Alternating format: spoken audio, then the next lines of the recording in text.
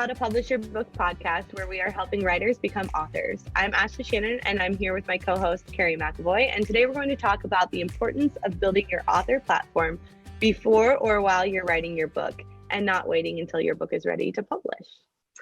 So, hi, Kerry. Hey, Ashley, how are you doing today? I'm pretty good. How are you? Doing well. Yeah, doing really well. Okay, so let's dive right in. When did you start building your author platform? Oh, I'm embarrassed by this. I started it after the fact, and I think that's a common error. But I really didn't. First of all, even the word, what does that author platform mean? You know, we're using this words as if we have a sense of that. So when I heard that, like, what are they talking about? Am I going to go out and actually build a platform of something? So, but no, I had no clue. I wrote in isolation, wrote alone, wrote my first manuscript by myself, and that's all I did, was just wrote. So I didn't have any idea about it. How about you? Did you know what it was? I kind of started writing my first book at the same time I started listening to different publishing podcasts. So I knew what it was, and I read some books on it and stuff like that, but I still didn't start doing it until after I published my first book. Well, I self-published my book and sold it to my Facebook friends. Right. And in fact, I think I see there's two problems. One is people don't know what it is. And then the second is people don't feel like they have a legitimate right to even try and start to build one, because part of the question or issue becomes, when are you technically a writer or author? You know, so struggle with that. Yeah. I had a student in a class bring that up like just a couple days ago. You know, I don't want to publish my author Facebook page because I haven't published a book yet. I'm not an author. And I think that's crap. I mean, I think it's an excuse that we tell ourselves, you know, I'm just a writer. I'm not an author. I think first off, I think those terms go hand in hand. I don't think there's any difference.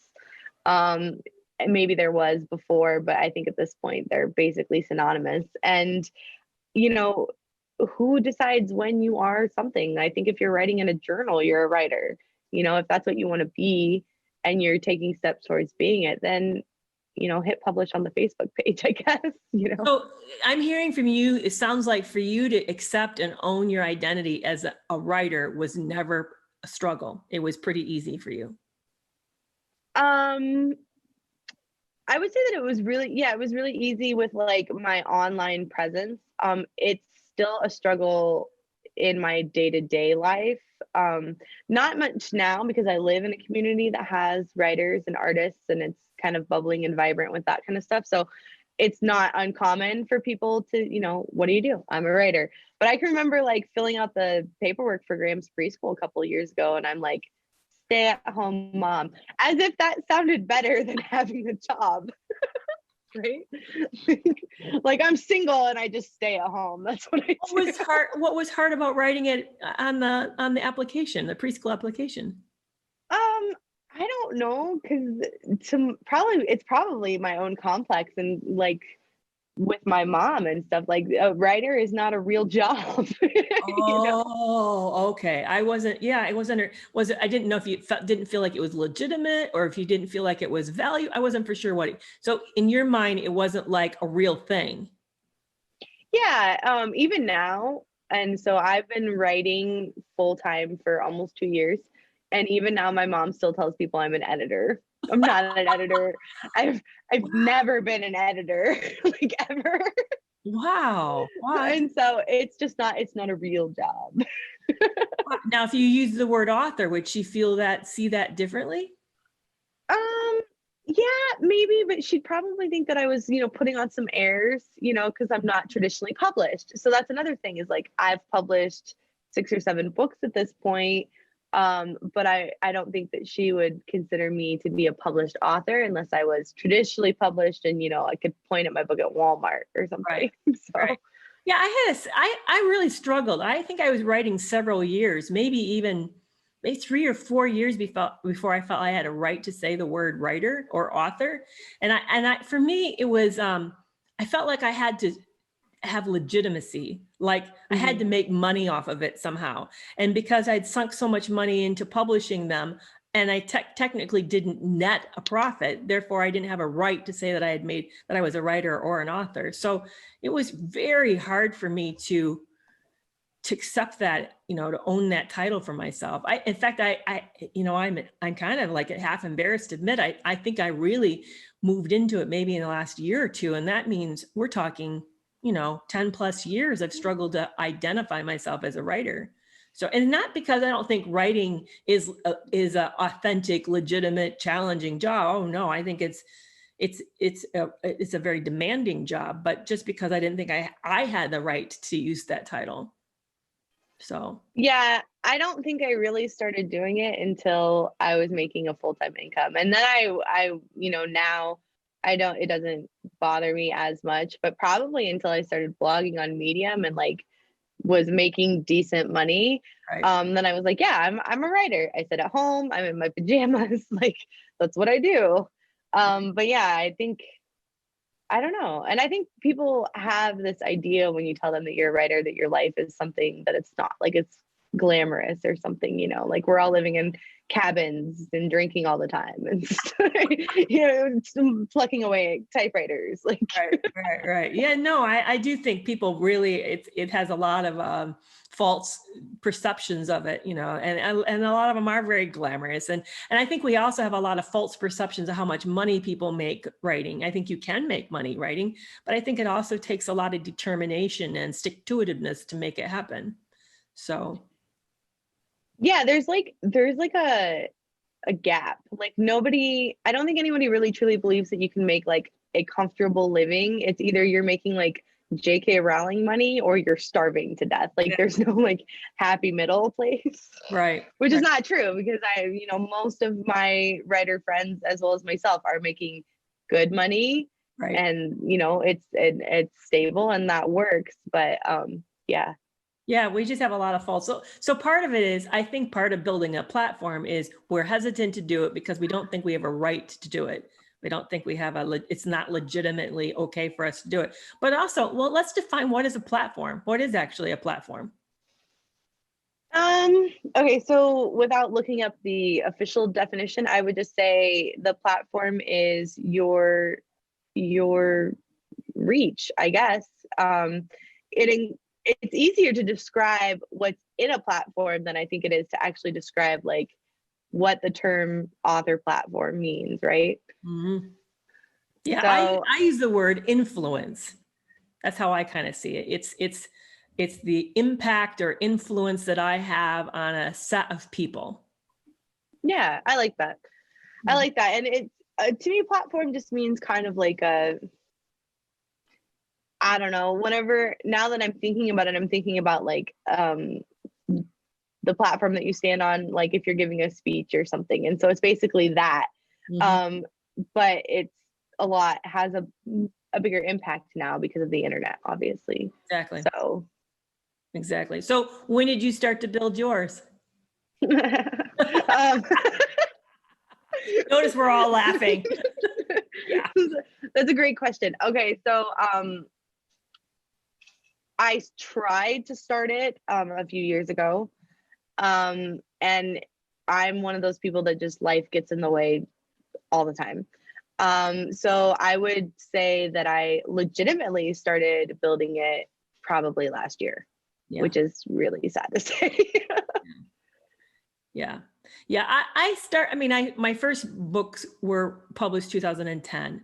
And I was blogging by 2009, and I actually had a plan. I was on Goodreads and I was on Twitter and I had a Facebook page and all those things, but I didn't know what I was doing. I just thought if you just promote that something magical was going to happen, and it doesn't. That doesn't really work. I mean, you can build numbers, but those numbers are kind of meaningless.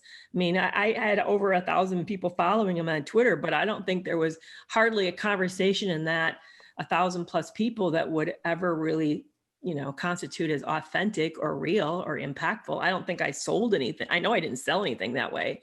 So, so there's ways to do it that's useful, and then there's ways to do it that's meaningless. So I agree. I started about the same time you did. I think authentically, really, actually, I started about exactly a year ago, about now. That's when I got really serious about it. Yeah. I started in little ways. So I had a YouTube channel when Graham was 3. So he's 6, almost 7 now. So about 4 years ago.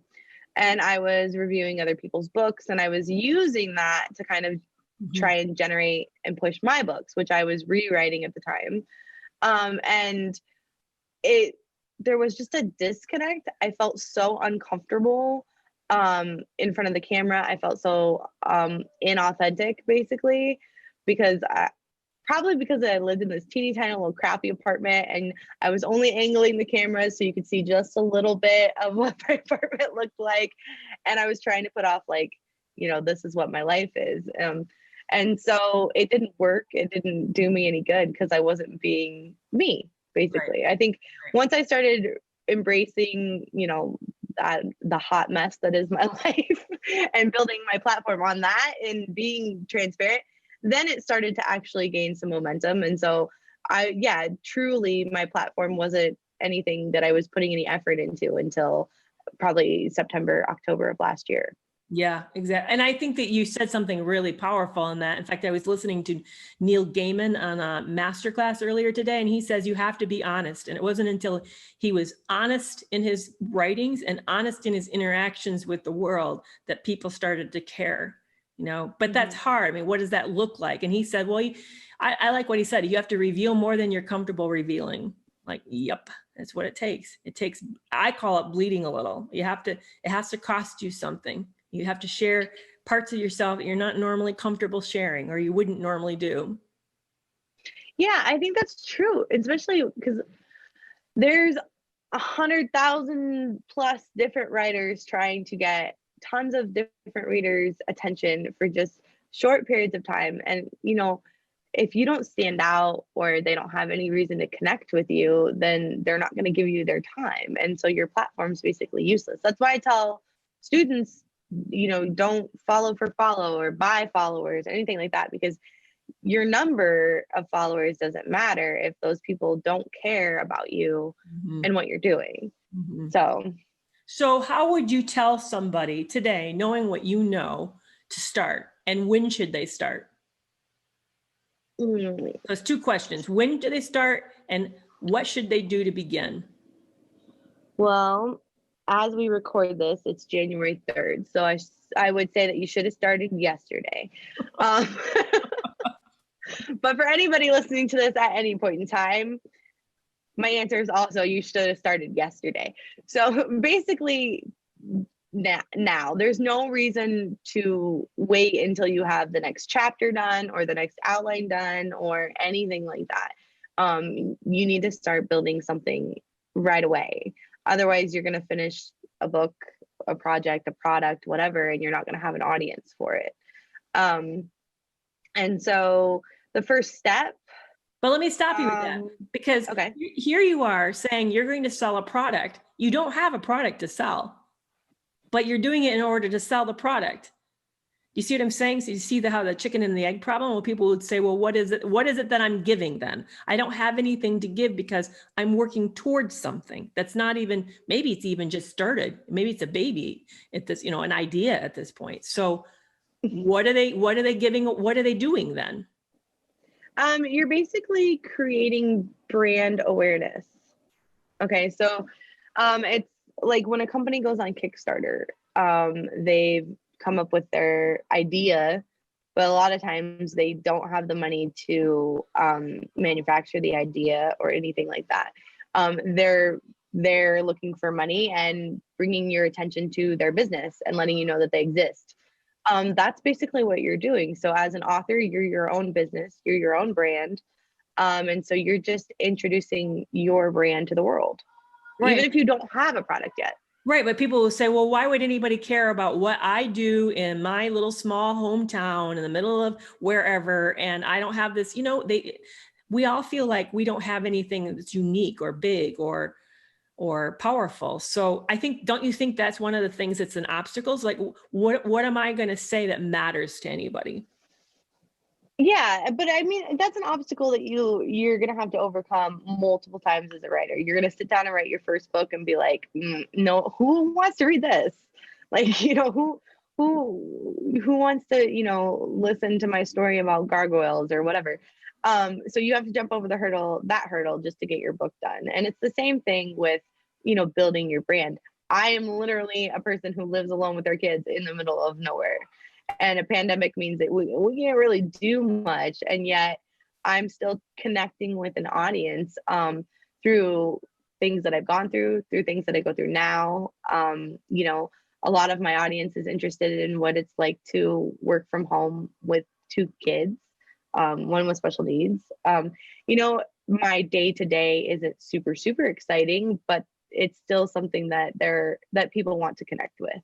Yeah, I think because what you're really saying, and I think the average person, and especially the beginning writer, doesn't know this, is that it's sharing yourself at a vulnerable level resonates powerfully with the world. That we want to hear each other's stories. We want to know that we're not alone, that the pains and the fears and the joys that we experience in life are common to all of us. And we often feel like it's not. And when we write, we're sharing a bit of an inside look at life. And even if it's a fabricated life, it's still coming out of our life because it's all that we know. So we're still going through the grid of ourselves. And we're saying, this is a look at something that we all share in common. We all get afraid. We all get sad. We all get, we all feel trapped. And it gives them a way to live through something and learn through that. And that's what we're selling. We're offering a connection with us as we do that. And yeah, it's really valuable. I mean, people don't realize the power of that. Yeah, no, I tell my students all the time, and I've written multiple blog posts on, the human experience is relatable. And that doesn't mean it has to be super, super traumatic or super adventurous or anything like that. Like, odds are the moms who read my books, so I write young adult books, and a lot of people who read those books are not actually young adults. But the moms who read my books are wanting to find a way to escape from, making another box of mac and cheese in the same way that I just made another box of mac and cheese, Right. know? And so letting people into that aspect of my life not only makes me human, but it makes me relatable, and it makes them interested in reading my stories. It's not just my zombie books that brings readers to me. It's also my blog posts about, being a single mom or learning how to write or working from home. Exactly. So it makes us three-dimensional. Yeah, exactly. In fact, somebody once said, and I wish I knew who said this, but the more unique, the more deep and unique you go, the more universally applicable your story is, because we all are more alike at our cores than we think we are. Oh yeah, that's definitely true. Definitely true. I've written about stories that I don't think that a lot of people have gone through exactly what I've gone through, but in some way they related because they've been that afraid, or they've been that upset, or they've been that happy, or, whatever the emotion is. And so it's the same reason that, like, we cheer for Harry Potter or Percy Jackson or whatever. I read mostly YA books, if you can't tell. And so, but I'm cheering on those characters through their adventures. And a lot of times it's just because I can't have my own adventure because I have to go make mac and cheese, Mm-hmm. So, Exactly. But yeah, so building a platform, when you should do it. Well, when do you think you should do it? I said yesterday. So yeah, I think you should do it the minute you think of writing. You need to start doing it. That they kind of they go hand in hand. They have to happen simultaneously. You write, you build platform. You write, you build platform. They have to co-occur, because you have to have, who are you writing to? Yeah, and I think it's okay. So it's pretty common for writers to think, that I have to build a platform if I'm going to be a self-published writer. But a lot of writers who want to go the traditional route think that they don't need to have a published or a platform either. And that's not really true. So we're both going to self-publish probably before we traditionally publish. Right. But we both have, aspirations to do both. Traditionally published authors don't get the kind of marketing budgets that they used to, unless they're just these huge stories. And odds are your first book, even if you sell it to a traditional publisher, is not going to be one of those 6-figure stories. So you kind of got to do your own marketing, even if you're traditionally published. So it's something that every writer should be doing the moment they decide, okay, I'm going to write a book. Exactly. Yeah. And I don't think people realize that. I know that the traditional publishers used to market well, but I don't think people realize it. That's everyone's job now. That's not the publisher's job. It's the writer's job. So yeah, it has to start right away, even maybe before you write, but which comes first? You have to know you're going to write to be able to want to start to sell it, to have an audience. So okay, so let's define what is it again? What does it look like? What do we mean to build a platform? Well, it depends on, I say that there's like 4 or 5 steps. But the first step is kind of a toss up, because it's going to be one of those things where I can tell you to do something, but I'm not actually doing it. So a lot of people say that the first step should be a website. I do not currently have an author website. I don't know if I will have one in the future. But you do, right? That your first step was creating a website? No, I think my first step was getting on social media and start sharing the fact that I was blogging. See, that's what I did.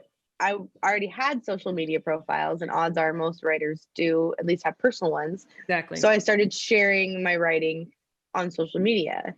But the traditional, if you go and look up how do I start my author platform on Google or anything, the first step that's always going to come up is create your author website. So I feel a little hypocritical saying like, hey guys, go create your author website. Yeah, but here's the problem I have with it. Why visit? Right. So to me, it's not really, I'm going to disagree. I'm not for sure it is the first thing, because you have to have a reason to want to look up this person. And if there's no products so why would anybody visit Kerry McAvoy's website?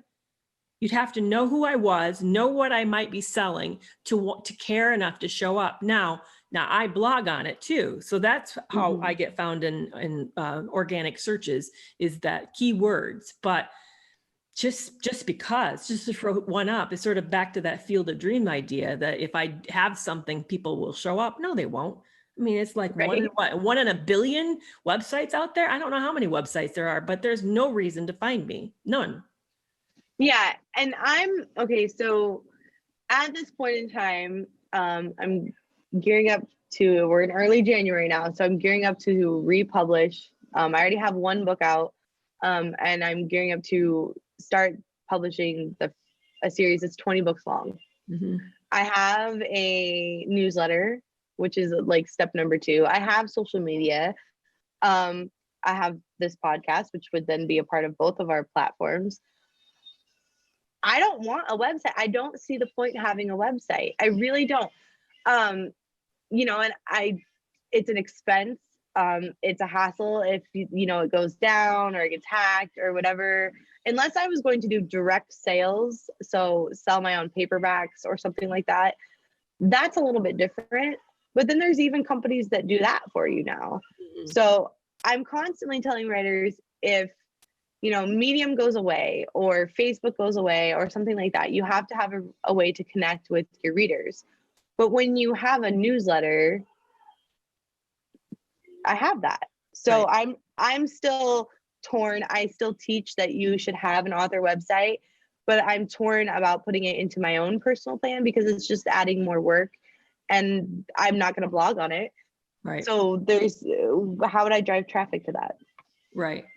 Yeah. And we're even using, let me back up because we're using a word. I want to make sure everybody understands what is Medium. Medium is a blogging platform that is anyone can go and write. But it's a subscription-based blog magazine is the kind of maybe the best way to think of it. So if you, any topic under the sun is there, and writers, hundreds of thousands of writers, I think maybe 100,000. I don't know how many of us are there, but a lot of writers are there, and we talk about all sorts of things. And so people read, and people who write get paid for people reading. People who read pay us, right? Did I say that right? It's basically, it's almost like blogging on steroids a little bit, because you don't have to drive traffic to a specific website or anything like that. Even like blogging on like Blogger or WordPress, Right. You still had to find your own traffic and have a reason for people to be there. Medium has their own audience, and they're willing to not only show your work to their audience, but then they're willing to pay you for it based on how many people read your stuff. So it's blogging with being able to like jump ahead of the pack, basically. Exactly. Now there is another platform. You don't get paid for it, but you do build credibility, and that's Quora. Mm-hmm. What's different about Quora is that it's a Q&A. So people ask questions and then you answer questions, but anyone can answer questions, and you can have a profile. And then there have been people who've gotten well known based on their ability to ask questions. So it's another great opportunity to show off your writing. On the other hand, you don't get paid for it, but at least you build credibility and you build influence. So, but yeah, I think for me, if I was to tell someone how to get started, I would say, start at what you're already doing, and then do more of it more intentionally. Yeah, the one thing that I would say that if you're not already doing, you need to, is to start a newsletter list. And you know what? That's often one of the last things people do, isn't it? That's what we usually find. Yeah, it is. And so if you're already doing something, so like when I started, taking writing seriously and wanted it to be my full-time job, I started blogging, and my second article went viral, and I had no newsletter list, no call to action at the bottom of that. So who knows how many people might have joined my newsletter if I had had that little bit together. Right. And it matters, because like anytime I do coaching or writing services or have a new chapter of my book, I'm looking for beta readers, I always go to my newsletter list. I was basically able to sell a course for a profit of like $3,000 off of a email list with 50 people on it. Right. So that's your most powerful weapon, not your website, like having a newsletter. So that would be, for me, if I was starting over, that would be my first step. Yeah. So you're saying it's terribly important to start collecting emails as fast as possible, to have a way for people to sign up to hear from you on a regular basis. Yeah, because it takes out, okay, so if I was just doing social media, there's obviously restrictions. You're on somebody else's platform. There's third-party restrictions on like Facebook or something. So they limit what you can sell and all these different things. There's also like, I don't know, billions of users, like 2-point-something billion users on Facebook's, but there's 3.8 billion, I just looked this up for my class on Saturday, billion active email users. Wow. So that's still a much bigger audience that you can tap into if you can get them to give you your email address. So yeah, that would be the number one thing, would be to start collecting those so that you can start building a relationship with those readers. Yeah. And it still comes back to, what is it that people want to hear? And I can tell you, they don't want to be sold to. Right. Yeah. I mean, that's anytime that somebody like sends me something, please do this too, please buy this. I'm like, oh, delete, that's not what I want to, see. Yeah.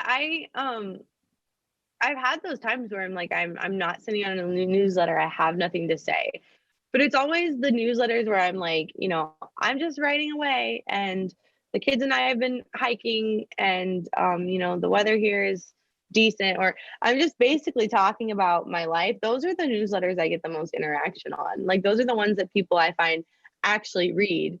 If I send out a newsletter and it's just a link to a bunch of different articles I wrote that past week, maybe I'll get some clicks on a few of them, but most of the time people just want to know what's going on with me. Mm-hmm. And it's boring. So mm-hmm. Yeah, that's all. Yeah, there's somebody that writes a newsletter every Friday, and I'll tell you, I look forward to her newsletter. And because she does in every newsletter, I learn something. I walk out a little bit better than I was before. And that's why I can't wait to read it. I mean, she's giving something to me. It's not that she's asking something from me. And that makes a big difference. Well, that's the most important thing to do when it comes to building your platform. Your platform should not be looked at as a way to sell books or anything else, even though that's what it is. It should be about bringing value to your audience, to your readers, to your customers, whether that's, entertainment, or, having them learn something or whatever. You should be giving way more, especially in the beginning, to establish trust and respect and a relationship with these people, before you start selling. You just create a newsletter list and then you just start selling stuff, like that newsletter list is going to deplete very quickly. Mm-hmm, mm-hmm. Yeah, and I think that's what something it took me a long time to learn, is that really platform, all I'm saying is it's influence of building relationships. I've built a set of relationships with a large group of people who then want to hear something that I might have to say because I'm doing something that improves, augments, or shapes their life, even if it's just I make them laugh or I give them I gave them some tip or something. So they're invested in me because I'm helping them out or doing something for them. It's a relationship. Exactly. I mean, they actually call it relationship marketing. Yeah. And it's one of the most, I think, how do I want to say this? It's one of the most like productive ways to spend your time building these relationships. But it's also been proven to work. I mean, time and time again, you go back to the same author you want to read, or you go back to the same company to get a product. You know, um, everything I own technology wise is Apple. I trust them. I have I've had great experiences with all of my products, with their customer service, all this stuff. Like, they've built a relationship with me. And so I won't even look. I just bought a new laptop a few months ago. I would not even look at a PC. Like, that was not an option. Uh-huh. So, and that's what you want to do with your readers. That's what you want to use your platform for. You want to gain their trust and really have a relationship with them. And it circles back into being vulnerable and letting them get to know you.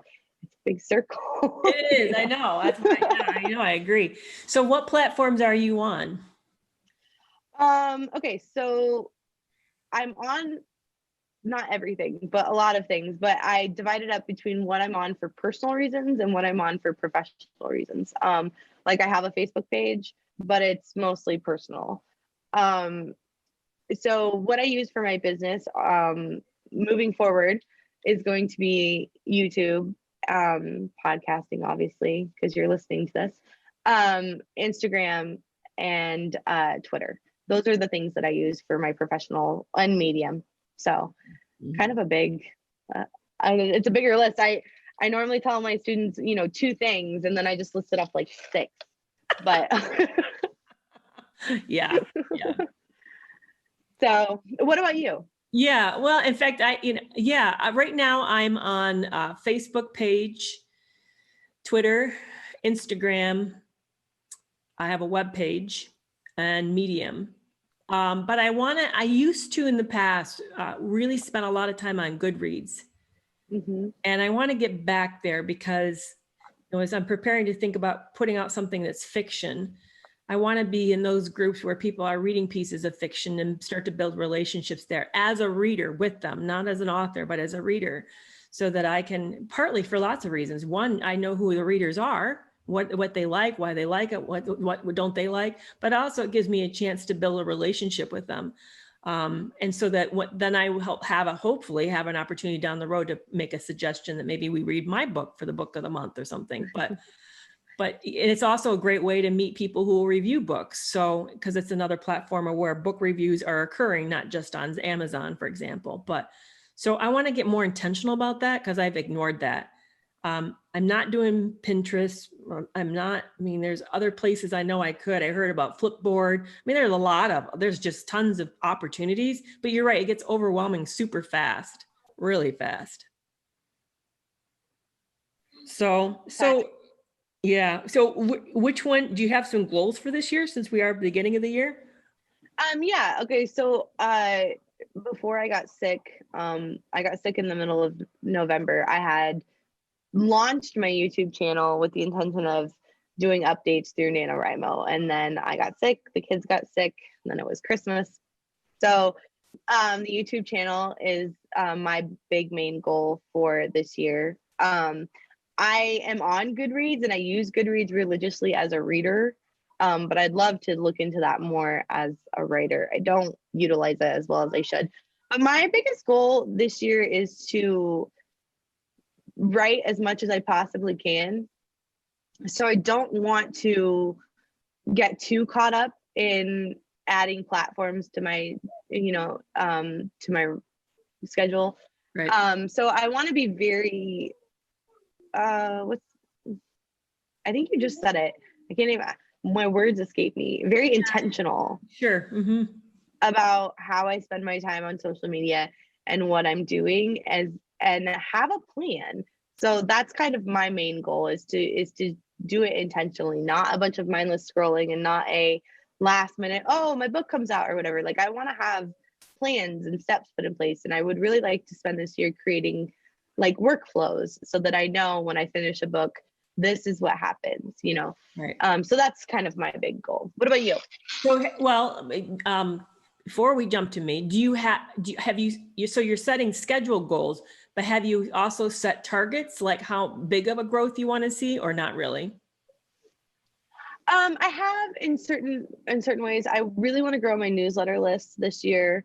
I think that that's kind of the foundation, because people can find you on YouTube or Patreon or wherever you are, but being able to access them and communicate with them all the time or whenever I need to, is the most important. So I would like to see my newsletter rise up. I do not have a specific number goal because I don't really believe in that, because if I work really hard and I say I want 5,000 people on my newsletter list by the end of the year and I don't hit that, then for me personally, the year is going to feel like a failure. That's just the way I look at things. Okay. And so I don't put, numbers on it, but I want to see a lot of growth, basically. Yeah, because somebody else I know, I just read it recently, she actually put numbers to everything. And that's not the way I was thinking about it either. So I don't have number targets either. Mine is that same as you. I want it to be authentic growth that occurs on a regular basis, and I plan to put it in a schedule. I'm actually just scheduling time. I already have a routine that I kind of do anyway, so I probably will keep doing it. But in addition to that, I want to get more intentional about sending out links and comments. I want to plan them ahead, but also then do things every day spontaneously. So I want to do a mix of interactions. So I have a profile that's new. So it's a baby profile. It's maybe 6 weeks, 8 weeks old. So I would love to see that grow. It's given me a chance to do it again organically. But I also want to take the older, my own name, my own profile and grow it a lot. But I don't have targets. I haven't put out, like 5,000 by the end of the year or whatever. I just want good growth. So. Yeah, I think, not everybody, a lot of people do that thing where they pick a word for the year or whatever. And mine is to iterate, which is basically just to do it and then do it again and then do it again. And I want systems. My life is chaos. Obviously I have kids. So I really want things like schedules and systems and thoughtful, intentional interactions online, which I think is something that my platform is really lacking. I know it's something that you're really good at. I'm just on Instagram whenever I'm on Instagram, and if I see something, then I'll double tap to like it. But I'm not a comment leaver. I'm really not. Even if I think I can help somebody, I tend to second guess myself, and then I'm like, no, never mind. Like, just erase. Like, and so I really want to get better at interacting on social media instead of just liking things and then moving on. So. Yeah, hopefully you can help me with that. yeah, and it's fun because when you do that, and I think people get overwhelmed by the scope, and I view it as one person at a time. I get to know these people by name and get to know a little bit about them based upon their comments. So right now, for example, let's take Twitter. There are a few people that I consistently push and promote. I make a point to respond to what they're tweeting and a point to follow up or to share their work. And then I've noticed they do the same for me. So that's how I kind of see it, is that reciprocal relationship starts to build. Now, if I add a few more people and then they do the same for me, it becomes like a snowball that starts to grow. So I don't view it like, so for example, on Twitter, I have about 1,500 followers, but I would say in that mix, there's only maybe 4 people that is authentically communicating with me. But I'd like to take that and grow it and grow it and grow it so that it becomes just bigger. And what happens is that I benefit them, but they also benefit me. So it's a mix of things, you know. Somebody today posted they sprained their ankle, and I just said, "Whoa, really looks like it hurt." And they said, "Yeah, I'm icing it." Well, right there, I just had a real communication with somebody who's going to remember that I communicated with them. Now I've become meaningful to them. Now, if I continue to watch for that person and then begin to do more of the same and then help them out, they're going to help me out as well. So that's how I'm approaching it. And I want to keep doing that, but take that and not only do it on Twitter and Instagram, but also do it on Goodreads as well. And by there, it means I have to join a group or two and get involved, which means I have to like read and show up for the discussions, the book club discussions. And, you know, I have to post reviews of other things. I may not do a lot of reviewing because as a writer, I feel really awkward about that, but it means I do show up and show interest in other people's work. So. Yeah, I think it's a mindset of giving and not just getting, I think. You know, like I do the same thing. I want to start a Twitter account that's just for my Medium publication to help promote other writers. Right. Like, it's not really to promote myself. I can promote myself on my own Twitter, you know, but a place where I can start uplifting other writers, and then, you know, eventually I'm sure that they'll do the same. Some already do. It always amazes me when I go onto Twitter, people are sharing my stories and I'm like, oh, thanks, I don't know you. You know, like, isn't that incredible? It's such an incredible, I find it, same happens for me too. And I'm always touched. It's very meaningful. So, yeah. Yeah. I remember the first time I ever connected with one of the editors from a Medium publication called Sexography was because she retweeted a blog post I wrote about borderline personality disorder. She suffers from it and really felt like it connected with her. And, you know, that not only was meaningful for me and for her to feel like, you know, there's somebody else who feels the same way you do, but then it was a professional connection because I got to go write for their publication, and that opened a lot of doors for me. Exactly. So yeah, it's really cool to see what it's like to uplift other people, but also to see how they relate to the things that we write. It is. In fact, today I woke up to an email, it was a message on LinkedIn from someone who read the article I wrote on love addiction. And this person is local and they're actually in the a business of addiction, and he wants to do maybe something collaborative. So he's already left me his self number and asked that we get a hold of each other. So I don't know where that will go. I know, I don't know where that will go, but and he said it was an excellent article. You really grabbed it well. And I think you know, I live in town, and let's see what we can do. There may be some writing opportunities. That's so you never know. You know, you just never know. So in talking about all of those platforms and stuff, and, you know, the writing that we do, and then the other hat that we wear, you know, building platforms and marketing and stuff like that. Should we talk about why we are structuring this podcast the way we are? Exactly. I think so. I think it's really important. Yeah. And I think you're going to see that we're going to be alternating between the two. Exactly. So for moving forward, so last week was kind of our introduction, and then this is kind of our introduction to, you know, talking about platforms.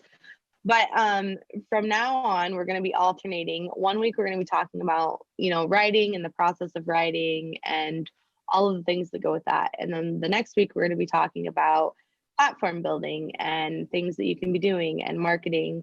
And right now we're coming at it from a stance of I mean, we both have published works, but the projects that we're working on right now are unpublished. So we're kind of coming at it from a beginner's point of view, wouldn't you think? Exactly. Yeah, we're doing it with you. So we're doing the things that, and we'll talk about what works or doesn't work and help you do the same, because we're coming alongside of you at the same place. So I know that I didn't start writing in quite the right way. That if I could start over, I would tell myself to do it so differently. And I think I would have saved myself a lot of money. I know I spent a lot of money I didn't need to in the beginning. So I would love to have this as an opportunity to help people to do it well, do it efficiently, and do it also as fiscally inexpensively as possible. And I think the other thing that's kind of puzzling to people, they don't really realize, is that writing is actually not one job. It's a lot of jobs. You are your publisher, you're the marketer, you're also the writer, you're your own promoter, you're also your own PR. I mean, you got to, and then you do a lot of your own editing. You're going to probably do more design work than you intended to do. So it's a lot of hats, a lot more public speaking maybe than you're prepared to do. So, but, and so that's what we're doing. And I want to help people do that, to think about it from a big picture, not just a narrow picture. Yeah, I think that people kind of do what you did. And so they write a book with blinders on, and then they don't really realize what they're getting themselves into. Not only like, the speed of the industry and how it moves, but then, you have to be, your own social media manager, or you have to hire somebody, you have to figure out how to do your taxes, or you have to hire somebody. Like, all these jobs have to be done. And if you're not going to do them, then somebody else has to do them for you. And so, yeah, we're going to be talking about all of those things. And my whole intention of wanting to start this podcast was so that people could do it along with us, or could go back and start, from our journey when they're starting their journey. Yeah. That's what I did. I had the self-publishing podcast when I started, and those guys had just started publishing. We're right on the cusp of, doing all of the things, and I was doing them at the same time. I've had to take pauses and stuff since then, so I still kind of classify myself as a beginner. And so I'm basically want that to create that resource for new people moving forward. Exactly. So exactly. Yeah, I feel the same too. I really would like to have this to be an experience where we learn from each other. You and I learn from each other, but that we also then have people learn with us, so that it's kind of we're taking this adventure together. Exactly. And people say all the time that writing is a very solitary thing. It's independent. It's, even though you're running a full business, you're pretty much usually your only staff member. So this helps. It helps with accountability, and it helps, for any of you guys who are sitting at a desk writing by yourself, you're not technically alone. Exactly. And there's other things. It's hard to know everything. And what's nice is that the more heads we put together, then the more we can cover things that we're not aware of. And the industry is changing super fast. So sometimes we might hear something that maybe somebody else is not aware of. And I'd hate to have them go down the road too far in one direction and realize, oh, that's not really how it's being done anymore. I mean, I know that for me, when I first started publishing, Amazon just started with Kindle, and Smashwords was a big thing. And now it's Draft to Digital's doing the same thing. And what's BookBub, and are we supposed to be on it or not on it? And where are you supposed to advertise? And what does that look like? And there's just a whole lot to this. And I think, putting our heads together and doing this together and makes it helpful to people, so they can, what works, was it doesn't work, why now, and so on. Yeah. So we can wrap this up. Is there anything else you want to add about platforms? No, except to start where you're already at, and start now. And it can just be small. It doesn't have to be something grand. It's just real live interactions with people, and sharing what you're doing. And as you said, start your email, we need to talk about specifically how to do that, because that's a whole process, but yeah. We are going to talk about that. And that should actually probably be our first platform podcast should be about starting your I new think site. so. That's for Exactly. Because we sure. even use words like landing pages, and we're like, what is? I'm really excited. What is that? Do I like do a jump and land somewhere? What is that? Anyway. All right, guys. Well, we'll go ahead and wrap this up. You guys have a great day, and we'll see you next week.